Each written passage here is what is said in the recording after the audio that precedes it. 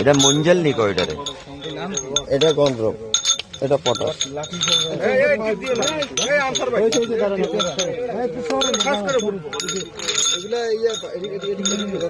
এগুলো কি খালি না ফুল দেন না?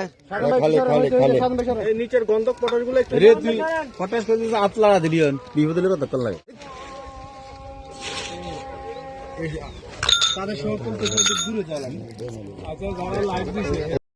প্রতিদিনের ইফতারে চাই স্বাস্থ্যসম্মত ও মচমচে রুচি মুড়ি। এটা মঞ্জল নিকো এটারে। এটা গন্ধরব, এটা পটাশ।